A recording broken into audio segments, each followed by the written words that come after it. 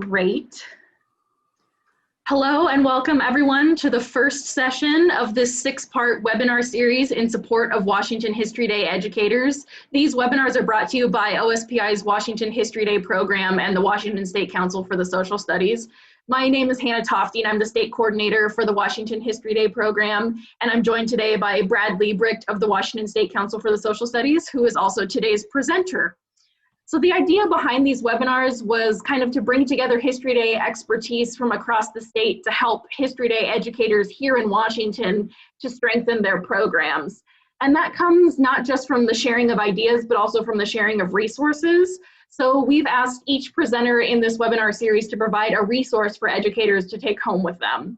And our friends at WSCSS will be hosting video recordings of each webinar along with all the presenter resources on their website, wscss.org, and we'll talk to you a little bit more about that at the end.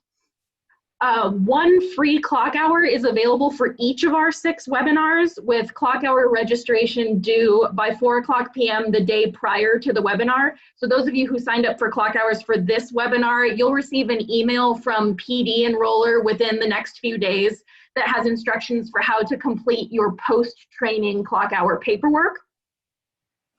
And for those of you who would like to receive clock hours for our upcoming webinars, excuse me, there are PD Enroller links in the webinar flyer, or you can also visit pdenroller.org and search for History Day to find our remaining webinars that have registration open.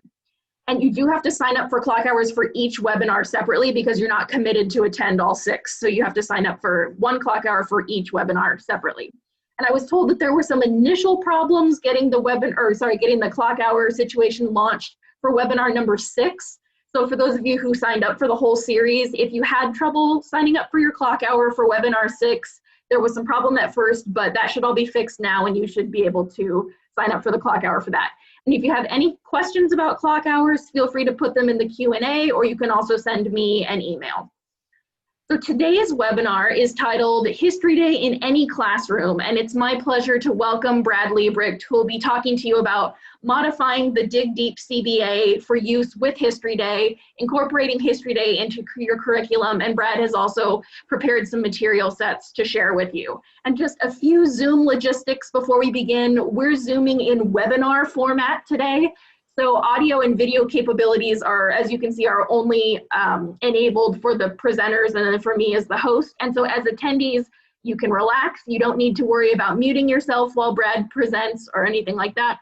However, we would absolutely love for you to engage with us through the Q&A function, the question and answer function, which is found at the bottom of your screens. If you hover your mouse down there, you should see it.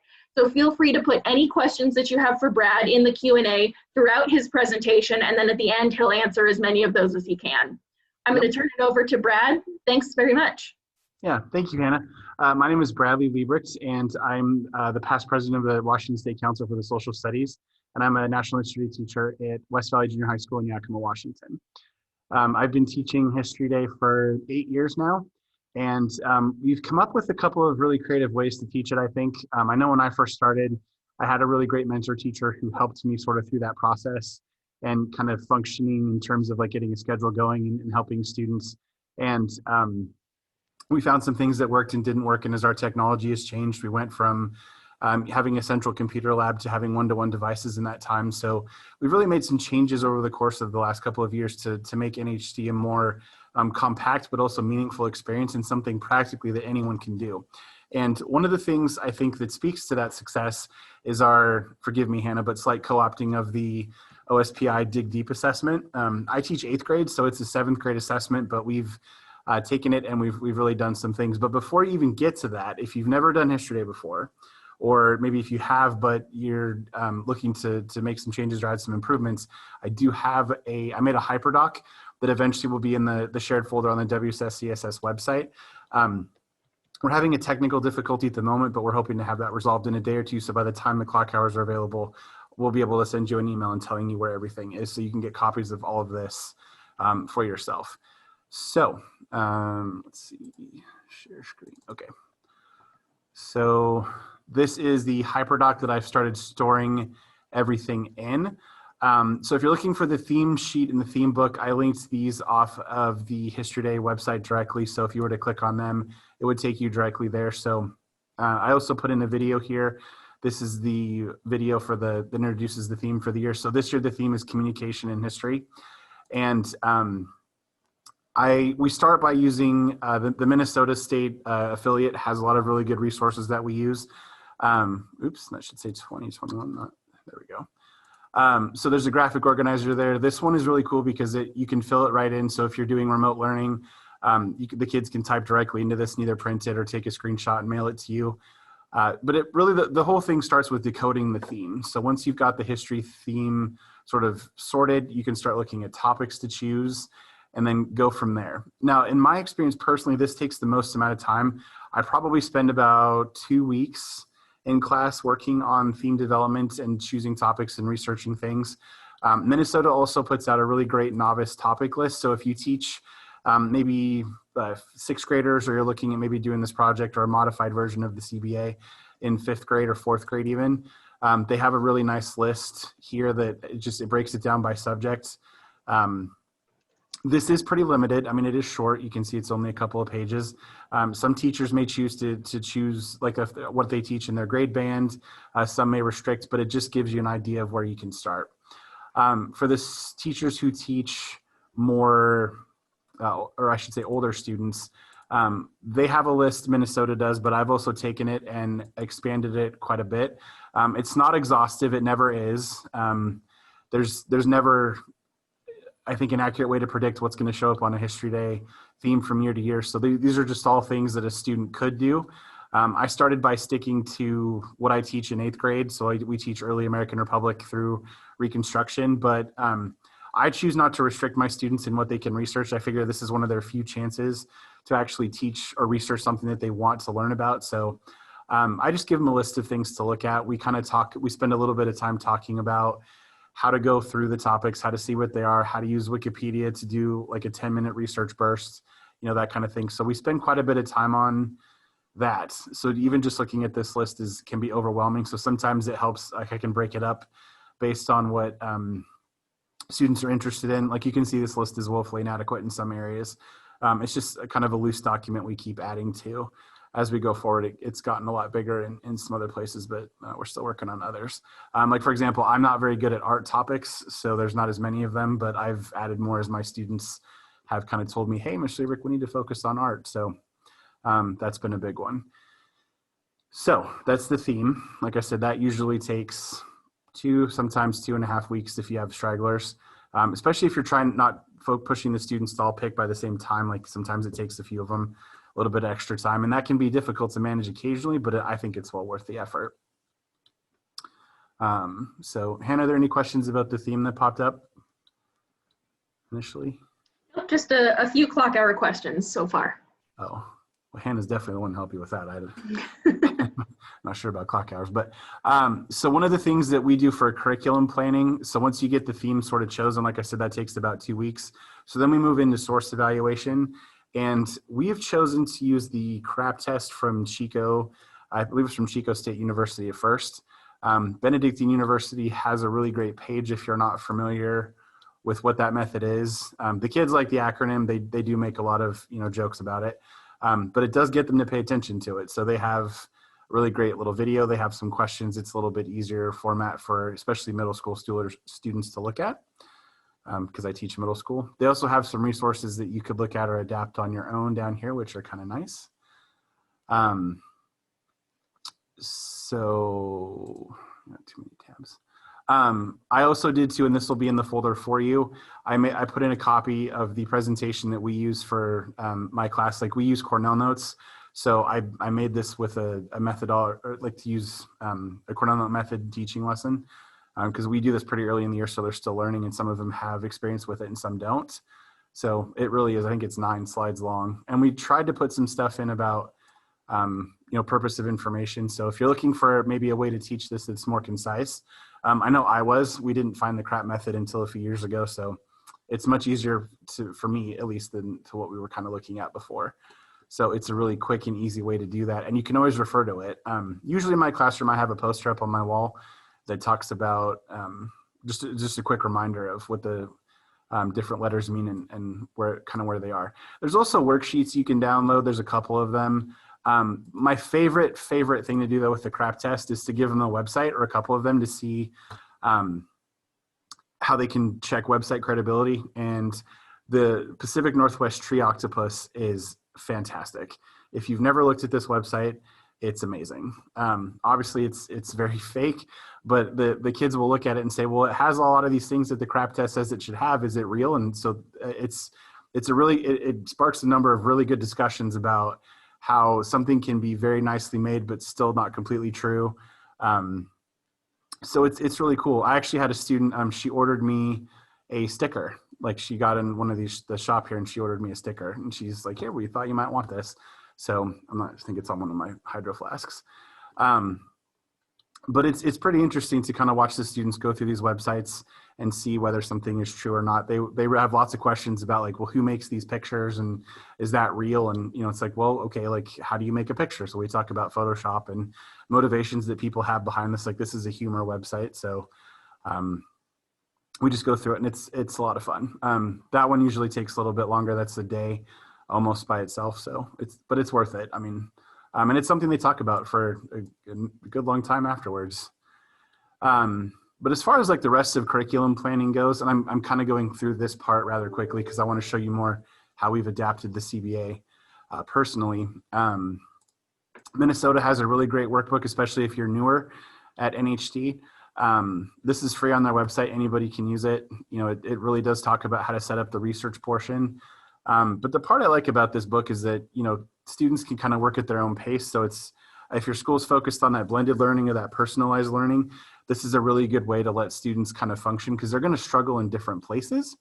And so I think it's really helpful to have everything sort of laid out there in a very low stakes sort of way so they can access the different parts of the project where they are and also go through at their own source or at their own pace. And you can also look at them or these books and say, okay, like on page 5, it talks about primary and secondary sources. So if a student's struggling, you can always redirect them there to those.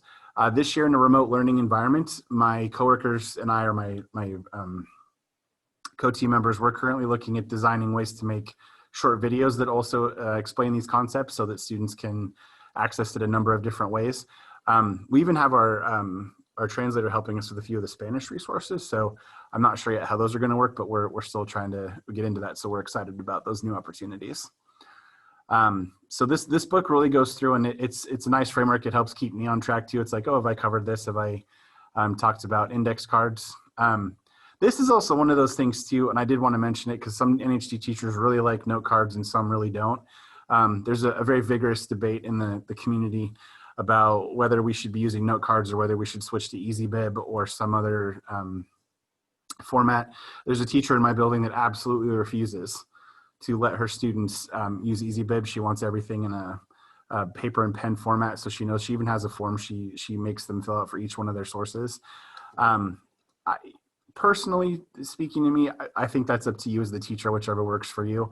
I did note cards my first year and then I stopped doing them, or actually I stopped mandating them because one day there was a young lady who had, I think, over 100 note cards and she lost them on the bus. And she didn't have any other sort of backup. And so there were tears and devastation. So I had to help her through that. So that's up to you how you want to do it. Some teachers keep those things in their room. I don't know. That's kind of up to you. Cornell notes I find to be much easier because they can be digitized, and my school has Chromebooks. So anything they type in the Chromebook can be saved and you don't have to worry about losing it. Like even if they lose their Chromebook, it's still saved in the cloud. So personally, I like the Chromebook or in the digital version, but the guide here has these on paper. You can also very easily change a Cornell Note template to suit your purpose for these, but they're here in this notebook, and so they can be very helpful. Some students will ask me to print these Cornell Note sheets and have them available, so I do that too when we're in class. But the reason I kept scrolling was this thesis statement worksheet is by far the best resource that I found for History Day in terms of writing a thesis statement. Some schools use the claim, evidence, commentary, conclusion for our language arts friends in the audience. We still use the claim, evidence, commentary as well, but we sort of really focused it around this thesis idea for History Day. So we kind of merged the two together. So if you're familiar with that strategy, I can also throw that in the folder too for people to see what we use. But this worksheet is probably the best one out of this whole thing. And it is a worksheet, I know. You could even do it in a Google form if you really wanted to, but it really does help. And the students carry this throughout the entire project. So we start in September and we're done with the research portion probably by the end of October, but I still see students referring back to this in March. So it's definitely something that students keep and they find it very useful. I rate all of the resources that we use at the end of our History Day process. And this is by far one of the most helpful things that students mark. They really like this thesis activity. So that covers their notebook. And then the curriculum guide. So again, if you're a newer teacher, or maybe you've taught for a long time and you're looking for something different, Minnesota has a really fantastic resource bank here. And I know in Washington, we're starting to develop some of these things slowly, but right now Minnesota really is the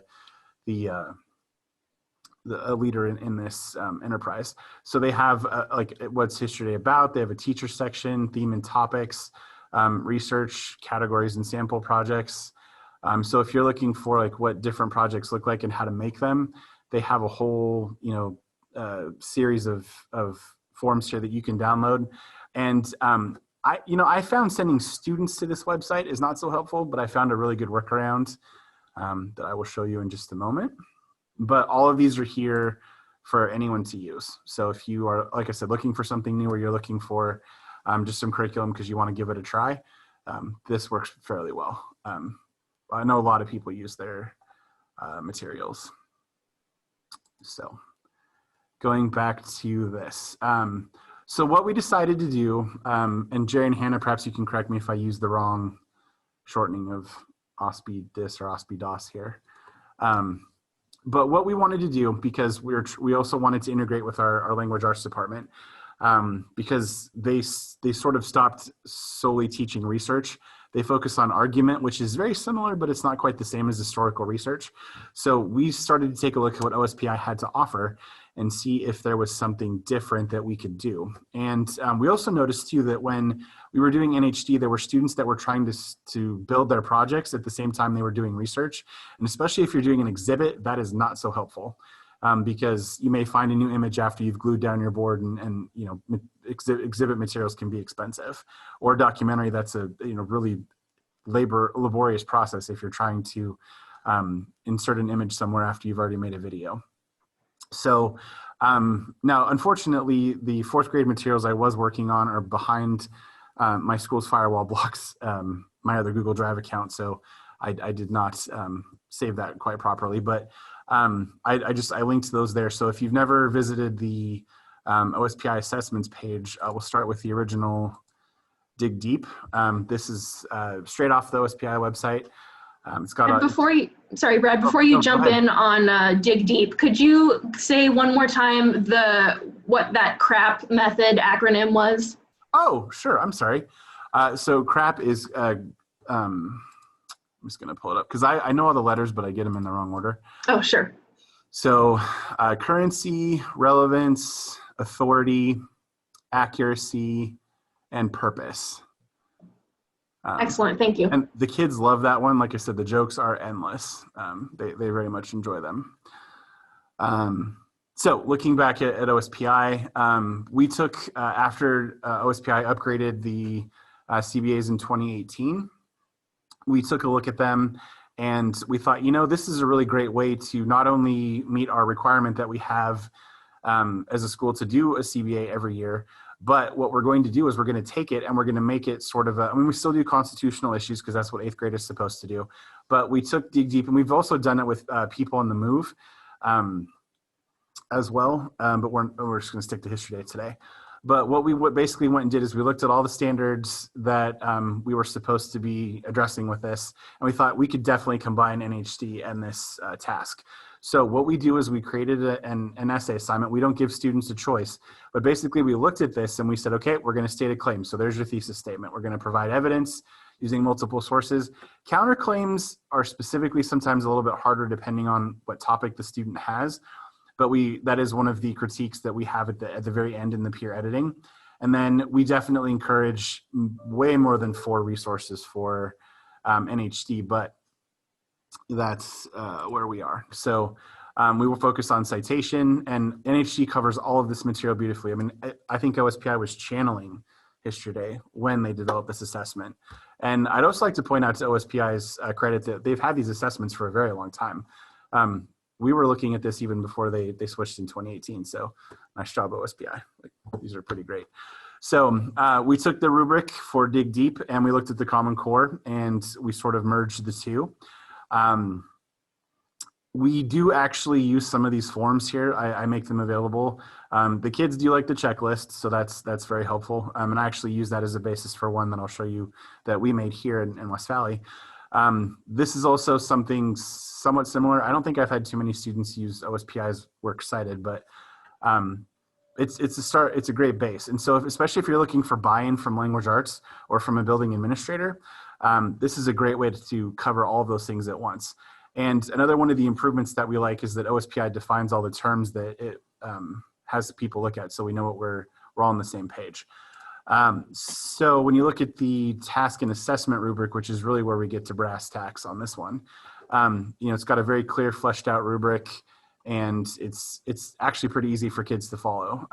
There are some times when we do assignments like this where we actually literally just use the Dig Deep rubric as it is. So the focus and what we're all here for today. So we actually have 3 versions of this CBA every year. We have one for students at grade level, one of students who are above grade level, and one for our struggling or emerging learners. And the core of the assignment is pretty much the same. Everybody produces a thesis statement, but the evidentiary supports and the length, because I always get asked about length, so I always try to define a length. Really though, I very rarely have, and I know this sounds strange, I know it does, but by the time we get through to the second draft, I very rarely do I have students who turn in less than the expected or the minimum word count. Most of them are over, and some of them are very over. There was one class period I had, I'm signed in, I think. I'm leaving. Okay, sorry, my custodians are leaving for the day. So they came in, they come in at like I had one student write a 3,000 word essay. One of them tried to turn in a 4,000 word essay, and I said, well, we have to cut down for this purpose. But it really is, I think we found it to be very effective. Personally, we've had some conversations about assessment and grading. We put that in there because we have to put something in Skyward, but we're pretty flexible with assessment. So we focus on things like effort and at a student's ability. So did they meet the standard, based on what they are doing, and did they meet it in a way that covers what the standard wants us to cover? So there's a lot of different ways we do this. I've had students give oral reports before. So we try to keep it as flexible as possible. We also included an outline, a suggestion. So some students, especially in 8th grade, they're still working on their writing skills in terms of essays. So we basically included, and the only thing I don't like about the way we've labeled it is it's a lot of words. So we're kind of working on that as we revise for this year.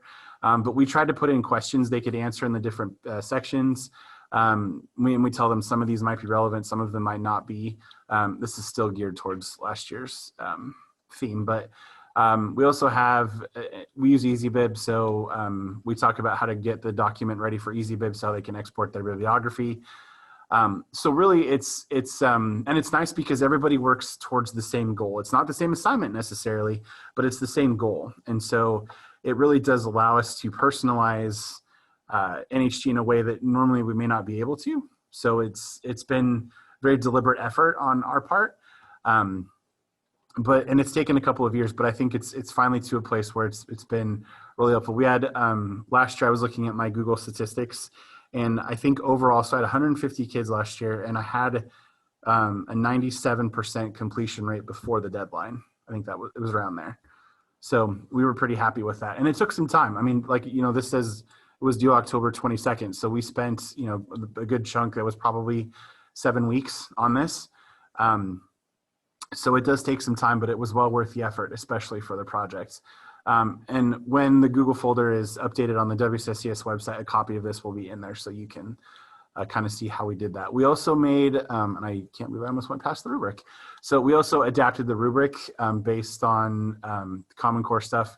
This we have not fixed yet. Like we incorporated the new social studies standards over the summer. So we do have a little bit of touch-up work to do on our rubrics because we went back through and we added some of the social studies skills, which we were very excited about. So that will change slightly, but that's essentially the core of the assignment.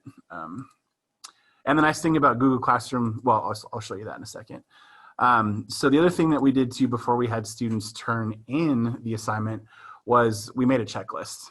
We actually, I had a student teacher, so that's why I'm saying we during this time. So one of his assignments was to focus on formative assessments. And that happens to be one of the things that was on our areas of focus last year, was gathering meaningful formative assessment to inform our summative. So we made a checklist. So we went back through those assignments and we picked the key points out that we wanted them to focus on. So they had to, so this was one, they did this on their own and then they did it, a peer did it for them. So they actually, and we did this twice. So they had two different students and one or two teachers looking at their projects at a couple of different points throughout the process. So they got a lot of feedback. And even though it was extra time, it was very much worth it. I mean, the difference last year between the initial work we got and the year before was just night and day. It was amazing. So we think it's well worth the effort. And we also made it a way to kind of make it manageable for both the students and the teachers. We also did, when we did the final submission, one of the requirements that we made for the last part of the paper was the student then had to take, we actually printed, I marched all 150 of them to the library. They printed out their paper and they highlighted all the different things that we were looking for. So they got really good at editing too. I think that was very helpful. And a lot of them had said throughout the year too, how helpful that process was. So we repeated it a few more times with different assignments. And like I said, well, it takes a lot of work.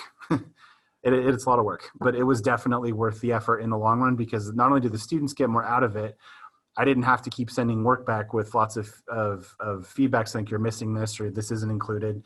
So it really did kind of weed out some of those problems that sometimes you have with research and essay writing. So we're pretty happy about that. I also wanted to show you a Google Classroom example. So I archived some of my students' classes. So this is a class and there's no students in it, so we don't have to worry about names or anything. But this is my Google Classroom from I think 2 years ago. And so if you're using Google Classroom, which you know my school does, I sort everything by the tab here. So if you click on history, it'll take you right to what you're looking at. So we had a calendar. So yeah, this looks like this was 2019. So we've since changed it, but like we had a list of everything in here that every student was working on. So we do NHD days after school. We post when things are happening. This is also before we moved to the fall. So we used to do history day in the midwinter. But we had a calendar up there and everything. So there's definitely things you can do to sort of make this a little bit more student friendly, I would say. So you can use the tab, but we also did last year, like I said, those assignments had different numbers. So the students couldn't see which essay they were getting or like which assignment they were getting. There was no way for them to know. So it kind of caused, I think it took away a lot of that filter of, oh, I'm getting something different because they didn't necessarily know. So that was very helpful. And I think it led to much more meaningful work. So there's definitely ways you can, we had the CECC in here too. So if you've never seen this, we focused on transitions a lot because these students needed transitions. That was a particularly challenging writing year. So we did those things for them, but the big part is once you get done with the research portion and you give kids back the papers and the feedback, what I did was this is NHD Papers 2019. I made a separate classroom for each of the different project types. So I had one for documentaries, I had one for exhibits, I had one for performances and websites. And I literally put in there every single like thing that they need. So like with these materials threads, they had the books of like the theme book, the rubric, how to create the paper. So there was a lot of things in there, and this might be archived, so I may have to just pull open this other one. Oh, there it goes. Okay, so all the different resources that we had here. So anything to do with your creating your paper, paper organization, different resources that we gathered, the rules, all of that was in there. We made a section for annotated bibliographies to show students how to do it. We put a couple of examples up from the NHT website. We reinforced the annotations lessons that we had done previously. So it really helped. I mean, honestly, it made a huge difference. And yes, it is another Google Classroom, but our students were already using it anyway. So they also had a time where they could turn in their project for revision, so I could take a look at it. They had rules verification sheets, all kinds of things to help them sort of look through it. And really, it does make a big difference in terms of turning for students to turn things in. Our regional coordinator requires that we email the papers. So this lets me, so they have to submit a PDF. So it helps me kind of figure out what they're looking for, or I should say what I'm looking for, so I can just download everything at once. And then it goes in a neat set of emails to our coordinator. So it really makes things easier for everyone. So really for us, I think the combination of doing the OSPI assessments and using Google Classroom really streamlined our process, and it made it just so much easier to take a look at. So I'm actually going to show you, I just want to take his name off, but oh, it's not going to let me do that. But it really does help with getting student papers ready and just things in general, because you can sort things, you can show that or share research.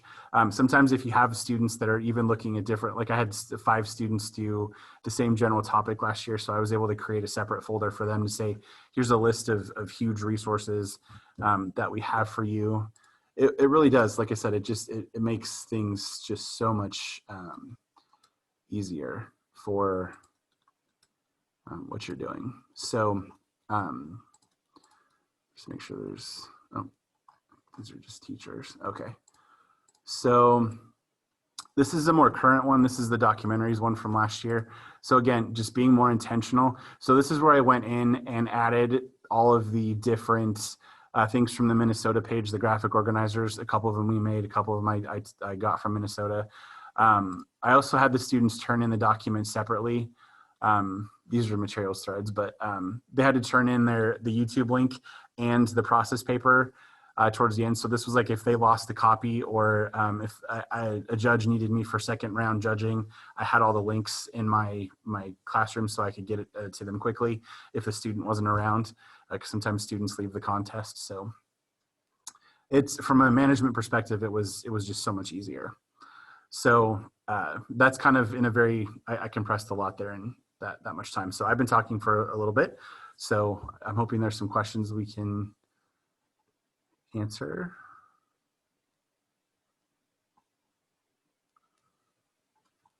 We have no open questions at the moment. Would anyone like to ask questions about Dig Deep or any of the materials Brad has shown so far?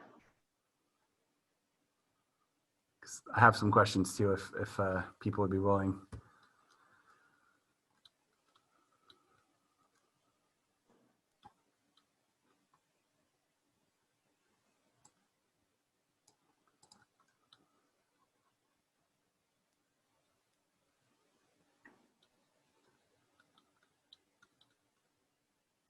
Okay, here we've got a question. Do you provide any interview resources to your students? Yes, that is a fantastic question. I did not put those on here. I should have, but yes, I do. I will in fact make a note and add those to the file. We do talk about doing oral interviews. I have probably 3 or 4 students that do that every year, and there's a form that we have them sign saying that they give permission to, especially be recorded, because in Washington you need someone's consent before you can record them.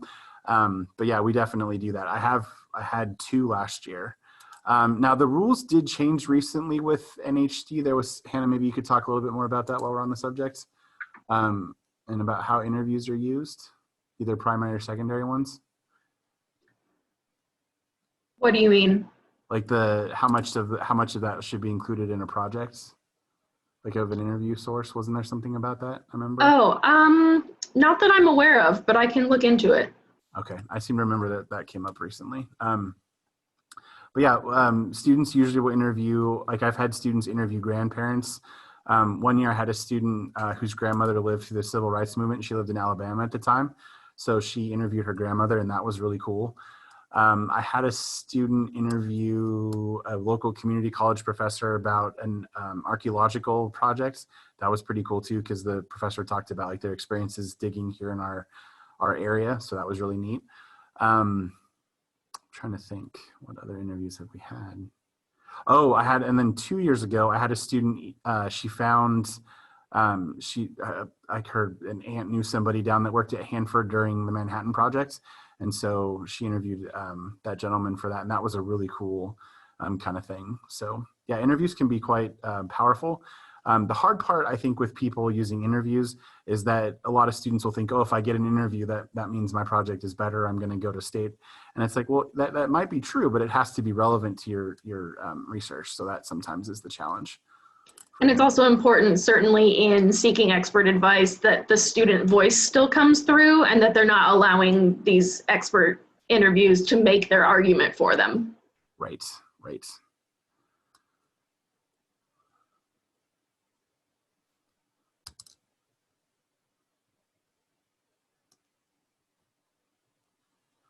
So I guess another question I had maybe for the group or things to consider. So I'm just curious about who's with us today. So I'm just curious if any teacher isn't doing History Day, is there something that maybe like that would help you start looking at it? I mean, you don't have to do the contest to do the projects. I mean, that's part of the reason we do the Dig Deep CBA. We don't require the project in our school. We have there's one class that's required to do it, but they sign up for it. It's like it's a choice that the students make. But like last year, and that's usually about 30 kids. Last year, I think we had almost 70 go to regionals on their own. So we usually get quite a fair few, but I'm just curious, like, is there anything maybe? Would you like me to do a poll, Brad, or yeah, about people's level of experience? Sure, yeah, I forgot about the poll. Let's see if I can figure this out. Yeah.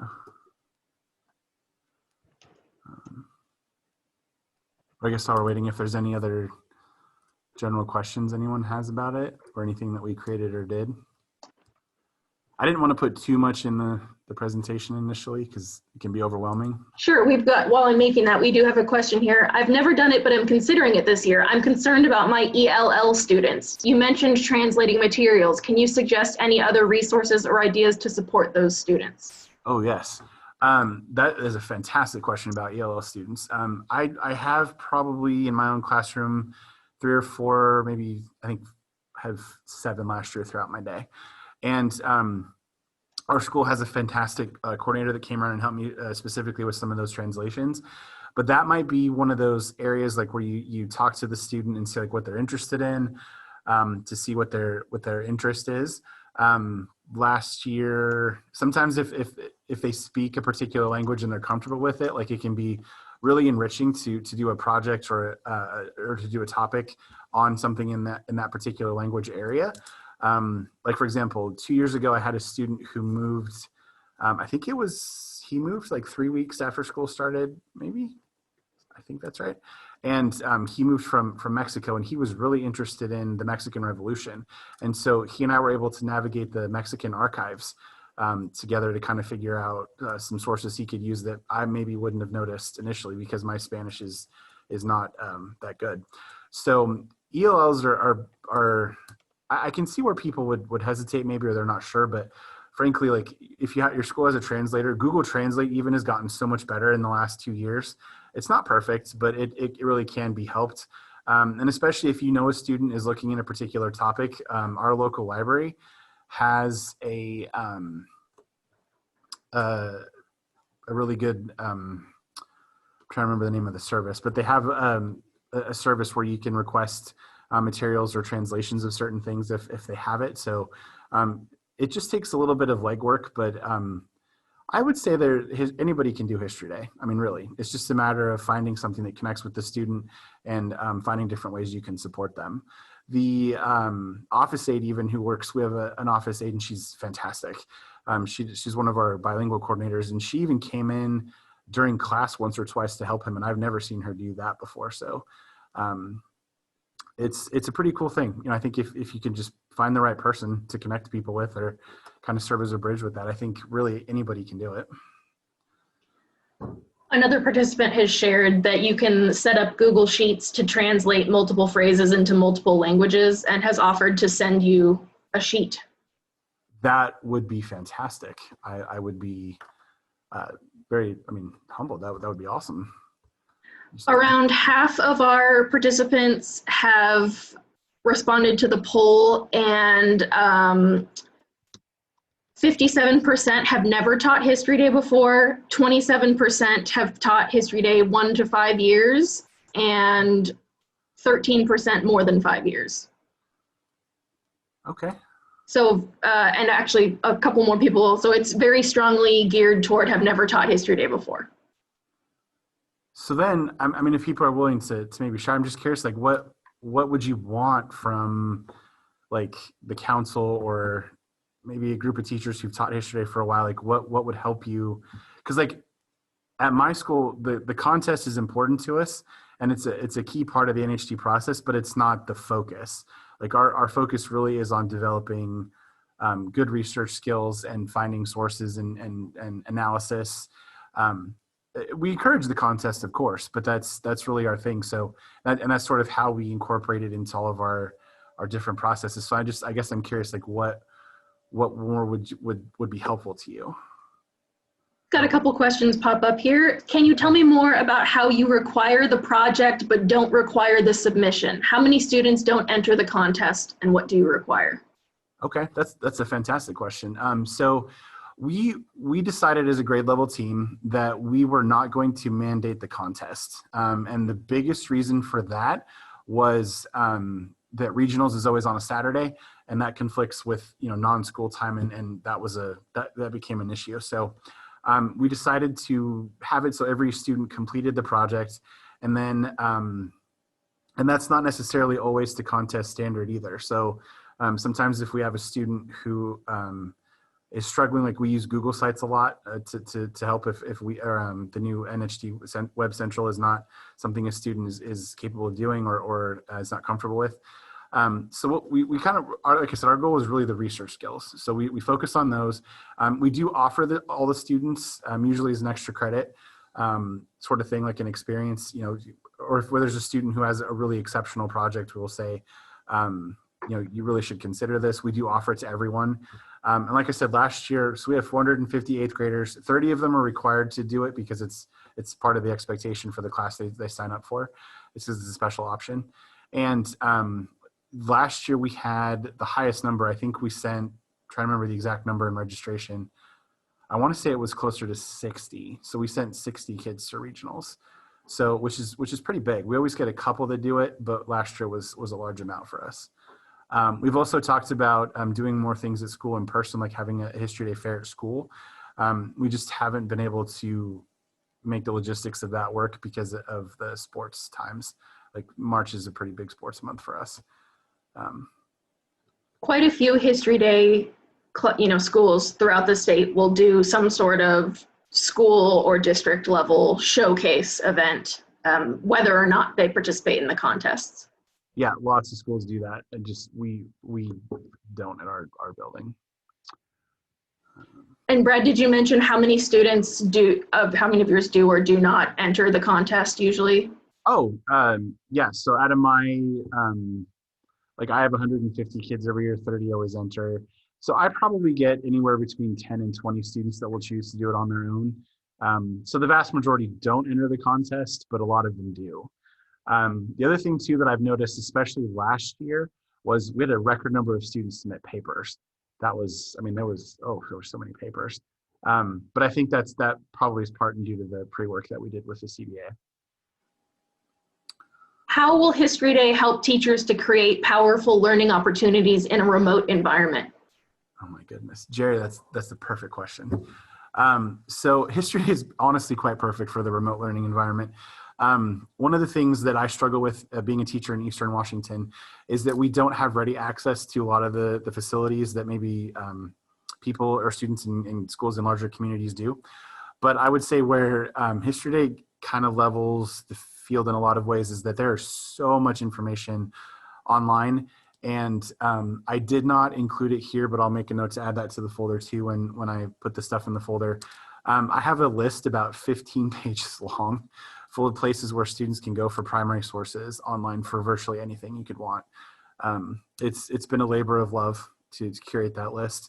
But really the impact is what students can get through remote learning is that everybody can do it. It's something that it's accessible to literally anyone, no matter what type of project you choose, whether you choose to build a website, whether that's, in the contest or not, whether it's paper or video. Like we just learned today about, teachers using Loom. I don't see a reason why students couldn't do something like that too with their Chromebooks. So I think that the format of NHD really does make historical learning accessible to every student. And there's no reason why, in my mind, that with a little adaptation, anybody couldn't do it. I mean, people usually tell me like, oh, it doesn't fit in my curriculum or I don't have time for it. You do. You can easily incorporate it into anything you're doing. And that's, I think, really Dig Deep is the best vehicle for it. It's the base of any sort of research or historical inquiry students would do. So there's no reason to maybe not add that piece. Like maybe the first year you're not ready to do the contest, or maybe you only have it as a club. That you don't have to do it all at once. It's not an all or nothing. So I think that once you kind of get comfortable and you discover how you want to do it, like the biggest thing that we do every year is History Day, and it's not because I make it big. It's just that's what sticks with the students. They're gonna not remember as much as I would like about the historical narrative that we present in our classroom. But history is an accomplishment. I mean, it really is. Like there's kids that walk out of here and say like, oh, History Day is I thought I couldn't do it. And then you helped me and it's here. And the reason I know that is because we take a very exhaustive analysis of it at the end. We have the students fill out a feedback form. They're very honest. They just get points for doing it. I don't, I just take it in there and they're very honest with me. They tell me like, here's what worked, here's what didn't. Like it's just, I think personally it's the ultimate collaboration between student and teacher. And especially you have those students who don't engage very much, like History Day can be a great way to reach them. So I could gush on about that for a while. Thank you, Jerry, for the question. That's amazing. On kind of a related note, do you have any thoughts or predictions on how NHD will be different logistically with the COVID remote learning? Oh, I don't want to get myself in trouble here with Hannah. So what I appreciate about what OSPI did last year was as soon as the COVID thing started to emerge and we had to make some choices, the state moved very, very quickly to work with the contest. The state contest, I think, is one of the best that we've had in a while.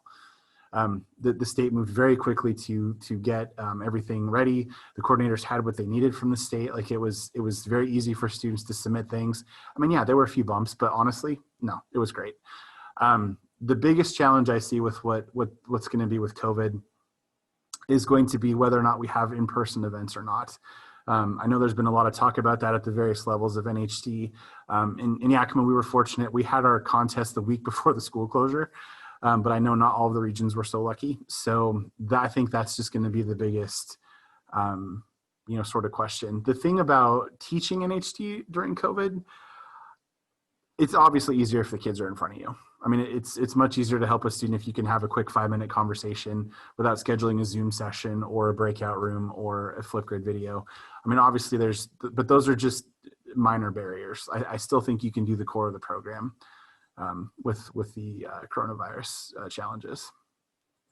We will also be offering our webinar 5 and webinar 6 are both about research resources that are available online, and that specifically the goal of those is to familiarize educators with what online repositories are there here in Washington State and in kind of the federal system, so that with the hope that if you are more familiar with them, then you'll be able to point your students kind of in the right direction for their topics. So that's our webinar 5 and 6 next week that I would invite you to attend also.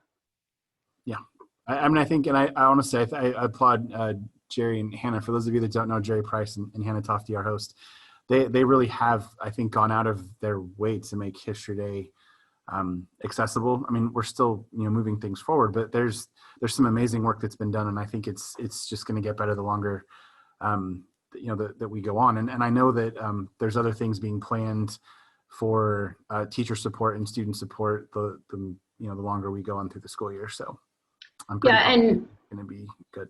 I recently checked in with our regional coordinators, and it's still too early for us to tell what the situation will be for the contest season, but I think it's interesting for me to hear from you, Brad, about like how you as an educator are preparing to teach History Day in the virtual environment. Have you thought, I mean, because it's a student-led research journey, at some point you will kind of be able to turn the reins over to your students. Have you thought about how you'll be checking in with them to make sure that progress doesn't stagnate when you don't see them every day, to be able to check in necessarily, kind of be there in person for them to come to you if there's problems? Yep. So that's also a really great question. Jerry also asked one too about using Google Classroom and Flipgrid and all those things. I think Flipgrid is going to be a big help. So if a student wants to show me something they're not sure of and I can't see it right away, I think that'll be a really quick way to do that. Maybe they can't articulate something over an email. So I think that will help. We're also talking about office hours we're going to set up, using Zoom for students to check in. We've talked about using Google Forms because, we're a Google school, so that's what we use. We also talked about doing phone call appointments. So like if a student wants to talk on the phone, but they don't want to be on the video. So we're trying to be inventive in the ways that we respond to that. We like email, but we also realize that given our schedules and the way our school is being set up, we don't want there to be a huge 12-hour lapse between a student question and a teacher answer. So we're working on that. It's going to be a challenge, but again, I think we're looking forward to doing things. We've also talked about using Twitter, but that's a social media thing, so I'm not sure what our school is going to say about that. We haven't really asked yet, but I think it's going to be. I mean, it's a challenge. There's no doubt about it. But the more I kind of start to wrap my head around this, and the more I look at all the tools that really are available to us, I think it's going to be. I think it's going to be good. We have a question. Can you share ways or strategies to teach history online to engage all students? As you know, we can have a great number on Zoom. Oh, sure. Shoot, we had a huge conversation about this today. So one of the things that we are maybe looking at doing is breaking students into different history groups or different groups by interests. So like, again, pre-surveying them, trying to come up with some lessons that we think will help. We've also wanted to spend more time, which we don't normally do, but for some reason I think we're getting more courageous about it lately, is to connect past events with current events. We've sort of kind of been focused on the history part and just what our course covers, but there's been renewed focus and attention lately, given everything that's happened since we closed school in March, with focusing or showing students how what happened back then connects to what's going on now. And I'm not entirely sure how we're going to do that yet, but I think we want to pick with that. So I think we thought, well, let's get some student kind of in the IDM vein. If you're familiar with the IDM work that C3 Teachers does, is like having students pose questions. I think what's going to end up happening is that we're going to have students ask us questions. The three teachers will get together and say, okay, we have kids interested in the protest movement, or we have students interested in Black Lives Matter, or I don't even know the kids that. I'm always amazed by the questions they ask. So trying to track something maybe modern that they have a question about, and to how that relates to the historical content. So I think the other thing too that we're really focusing on is I like to sometimes look at what other people do before I leap. Stanford, the SHAG group, the Stanford History Education group, they just put up a huge number of resources that are fantastic. So I'm planning on looking at some of what they're using. iCivics just also put up a bunch of different things. And if you have not checked out the iCivics page, iCivics is amazing. I guess I could stop sharing my screen so we could at least look at people. So yeah, iCivics is pretty amazing for what they have to offer. And they just put up a new scope and sequence guide. They just put up an elections unit. I would put in a personal plug for the Newsfeed Defender game. So if you're having if you're doing research unit, like we would do this before we started History Day research, we have the students play Newsfeed Defender, and we talk about bias in the news and why people would try to present things over a certain way or another. So it's really helpful. But I think conversations are really going to be the currency this year, because not only do we want them to still get some content, but we also can't ignore that everybody's been home for the past several months. So we really need to focus on that socialization piece as well. So I'm imagining that for, I agree with you, Beth. I just saw Beth's comment pop up. I think that it's really going to be crucial to focus on Socratic seminars. Not only will that provide an opportunity for students to conduct research in the asynchronous times, but it will, I think, only make our classroom discussions richer in either the whole group or the breakout, depending on what we decide to do that day. So like I said, I think probably if you'd asked me those questions a couple weeks ago, I probably would have seen more challenges and opportunities. But I think as I've gotten back into my classroom and I've started to meet with some of my colleagues again, and I started to just look around me and see all the work that everybody's doing, it's going to be hard, but I think it's going to be good. I mean, there's a lot of things in education that need a kickstart, and so I'm hoping that this does it. Excellent. If there's any final questions for Brad, feel free to drop those in the Q&A while he perhaps walks us through where this information will be located. So as I said, the Washington State Council for the Social Studies, our partners in this webinar series, have offered to be our online hosts. So they're going to be featuring the recordings of these webinars and all the presenter resources. Hannah, would you mind if I took us on just one more quick detour before we close? Not at all. Okay. So one of the things, if I could direct anybody to look at just one or two more things, I know it's a lot because we've all been staring at Zoom and everything, but this OER, the OC for the Social Studies, this was a live conference that was held virtually a couple of weeks ago, and it is phenomenal. There's so many different things on here. You can still watch everything, the sessions, all the keynote speakers, the track talks, the live discussions. This one in particular, the layer cake, loved it. It was amazing. This one on narrative, though, I have to say was probably my favorite of the entire conference. If you have never heard Shanna, or I've not met Audra in person, but or Jen speak about narrative and sources, it was amazing. I can't recommend it enough. But these talks really are great, especially the track talks. They're not an hour long. They're anywhere between like 10 and 20 minutes. But I strongly encourage you, when you have capacity, to take a look at some of these things. So that's the first thing I would recommend. But the other thing I would like to point you to, and again, another shameless plug. So the Washington State Council for the Social Studies, that's the group that I work with. We're hosting a virtual fall conference on October 3rd. It's on a Saturday. It'll be all virtual. It's about engaging and connecting in the age of social distance. So I'd encourage you to check that out. But where you're interested in terms of the materials being hosted. So if you click on our curriculum links banner up here at the top, and I'm going to get a banner up there too when the folders are posted, so it should just take you right to it. But you can see everything here that we have. We don't put a lock on these folders. So I know we have a membership button there, but you don't need to get a membership to look at. So we have things sorted out by conferences. If you've been to any of our conferences, we have our lessons sorted by elementary, middle, and high school. So you can see that you can kind of see it'll take you to our Google Drive folder. And we're currently looking at some new systems to sort these things, but everything that the presenters do is there, and people submit things on their own too. So if you have something you want to submit, we'd be happy to take that too.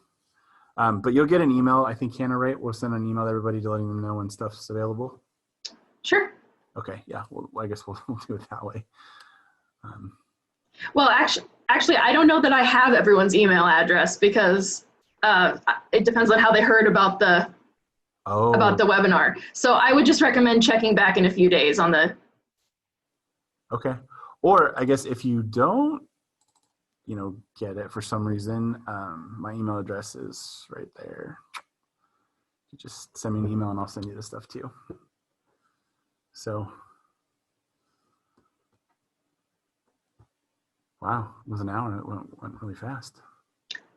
Excellent. Well, thank you so much, Brad, for all that information about getting History Day into your curriculum and assessing through History Day and just all of those resources as well. I'm seeing some thanks in the Q&A also, so I know that our attendees join me in thanking you. And Brad and I hope that you will join us tomorrow again at 4:00 p.m. for session 2, which is History Day program support, insight from a district administrator, partnering with your school librarian, and fundraising techniques. Hope everyone has a great evening. Thank you.